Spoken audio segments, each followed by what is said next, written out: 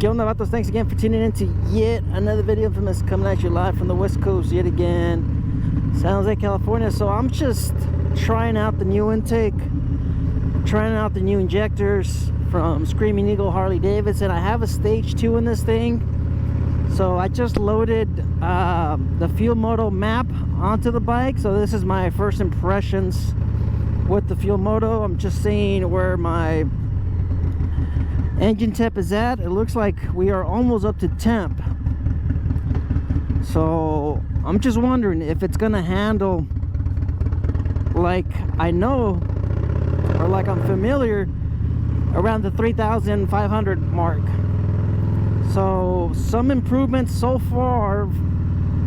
I am no longer smelling fumes from the exhaust, meaning hopefully the Fuel Moto tune will resolve my fuel consumption issue. So I got my bike, if you guys haven't been watching the channel, I got my bike tuned by my local tuner. I was getting like 23 miles per gallon, just horrendous. Took it back to him, and I don't know, I guess he just didn't want to load the bike back onto the dyno tune machine. So I believe he just gave me a regular map, and it improved my fuel efficiency to 25 miles per gallon. But 25 miles per gallon on a stage 2, I just don't think that's right. That's just me. I don't know, you guys can let me know in the comments. So then we went ahead and you know, something else that was also brought to my attention with other people that were noticing just how much the scent of fumes coming out of my exhaust. You know, I had people telling me that the bike just smells extremely rich, and then on top of that, I would park the bike and people would just mention, you know, 5 minutes after I had shut it off, you can still smell the fumes. Right now, the bike's doing better. It's doing better with the Fuel Moto as far as, you know, it being rich, but we won't know until I do the miles per gallon test. All right, so the bike feels great so far. I haven't really gotten on the bike just to kind of see. Oh, this feels this feels a lot better. All right, when my local tuner gave me this new map, it lost completely all of the response, but it was still burning a ton of fuel. So that's why I just wasn't happy with it. That's why I wasn't moving the bike or anything like that. All right, so I do have a throttle tuner on this thing, but that is currently turned off. So this is just raw Fuel Moto. So as far as Fuel Moto, I don't know if they do anything with the throttle blade control, because you could also tune that, you know, just to make it a little bit more responsive and not to have such noticeable lag between your throttle grip and the throttle blade control. So all of that is customizable through DynoJet, the software. So I don't know if Fuel Moto addressed that with this tune, or I don't know. This is, like I said, a Fuel Moto tune. Whatever they did to it, like I mentioned, they could. Oh, you guys hear that? That's backfired.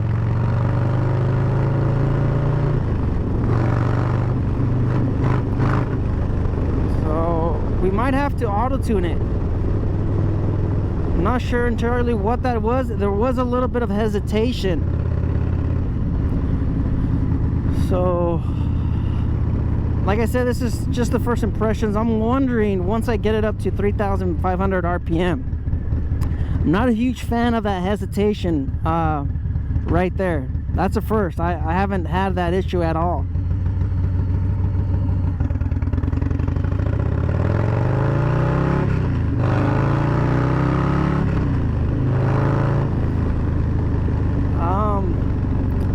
We're just trying it out. It just feels a little bit more responsive at the lower end, but it doesn't have that 3,500 kick, because of the 475 cam is known to really come alive at that 3,500 RPM mark. So that's just something that you guys are gonna have to debate amongst yourselves as far as the fine tuning.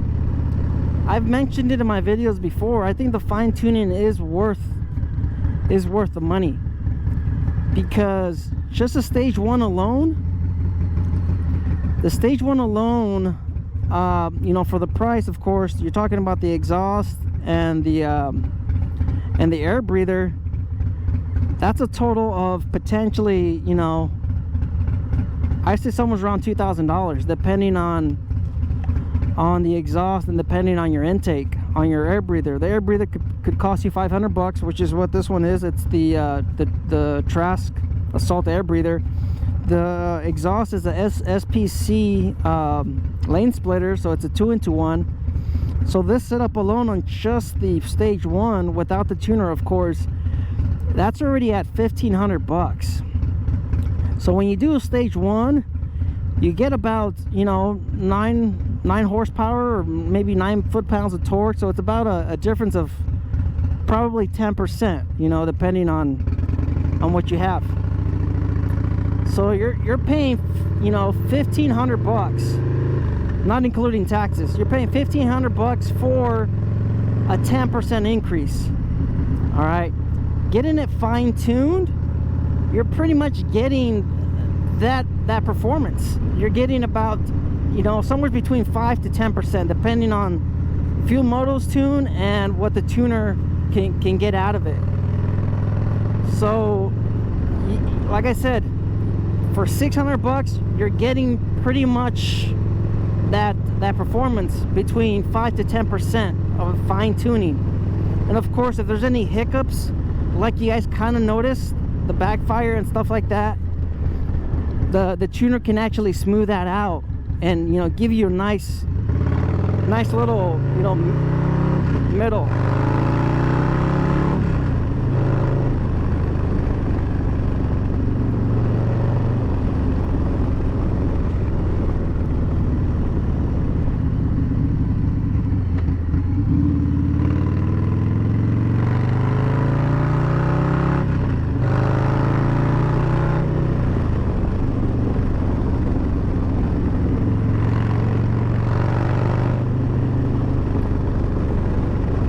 So the bike feels good. All right, it feels good. It doesn't feel see, there it is again. There's a little bit of a hesitation somewhere between the decel and me revving it back up. So it's somewhere between, I don't know what it is. So I'll rev it, decel, there it is right there. So I'm not sure what that is.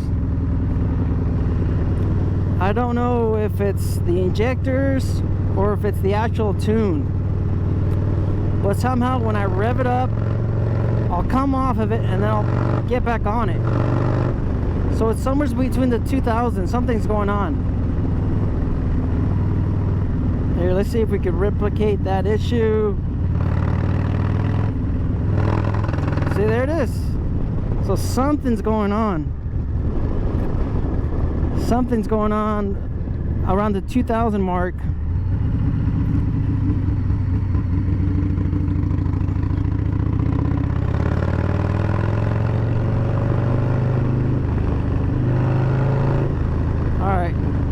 So that's something that I'm just, you know, picking up on during, and it's only at the 2000 mark. So I'll get on it, I'll come off the throttle, and then I'll accelerate again, and it bogs down. So I don't know what the issue is. I'm not entirely sure what is going on with that. But as far as getting on the throttle, as long as I hold the throttle when I pass the 2000 mark, it seems to be fine. I don't know, maybe we can auto-tune that stuff. Maybe we'll have to activate the auto-tune. I'm not sure if it's ready for auto-tuning. Maybe we can auto-tune it. But I mean, it's definitely more responsive at the low end compared to before. But it should be because I upgraded the injectors and I upgraded the intake. So it should be more responsive. I mean, it's running. So like I said, first impressions, you know, compared to potentially spending $600, I mean, it is what it is, guys. I just don't like how it kind of bogs down if I come off the throttle and then I re-engage it.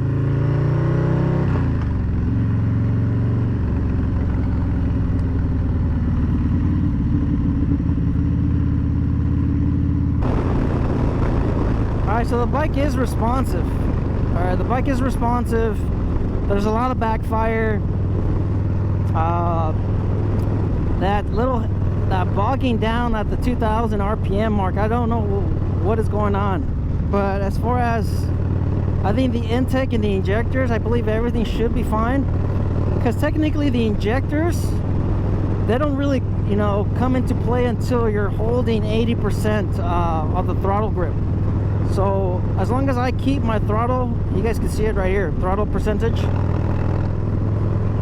As long as I keep it under 80%, that doesn't really come into play. You really have to get on the throttle so you can see that improvement with the Screaming Eagle injectors.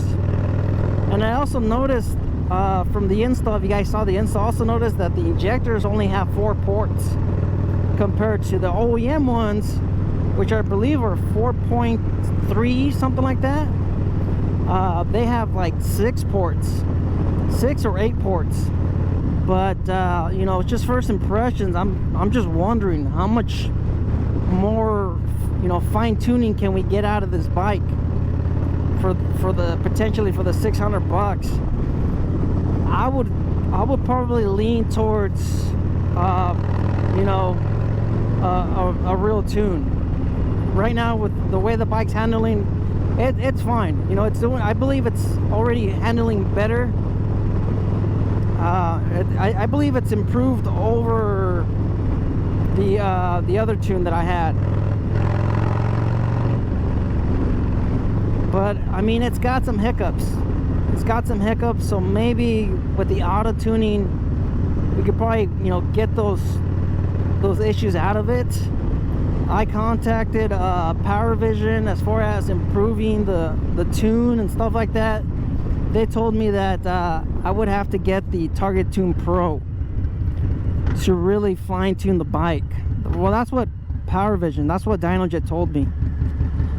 But the Target Tune Pro is $600, and not all exhaust systems have the wide band ports. So that's another, you know, issue, because I did have multiple exhaust systems.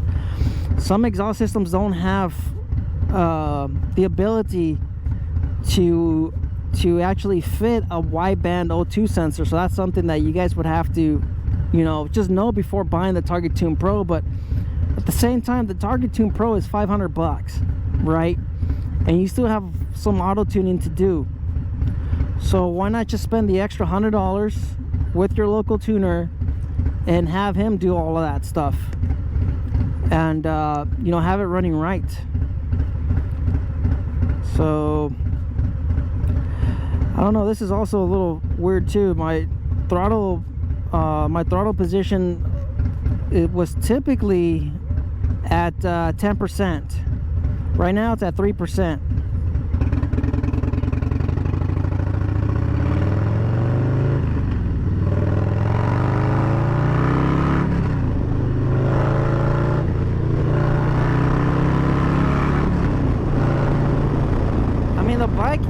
The bike handles a lot better. That's a given, right?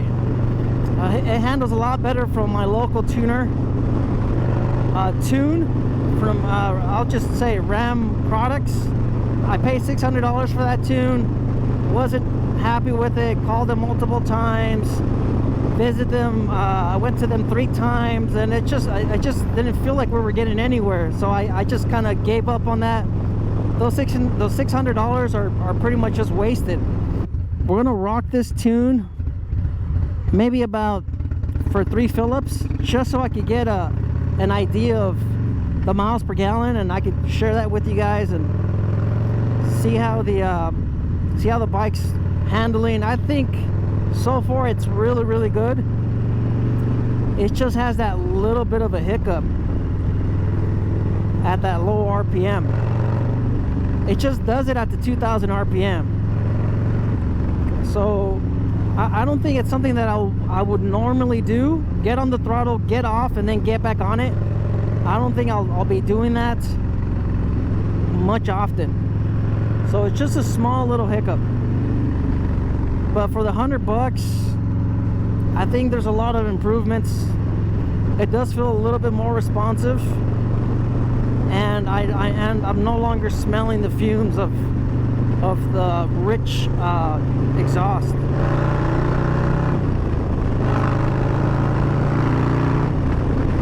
There's a lot of backfiring though. There's a lot of backfire.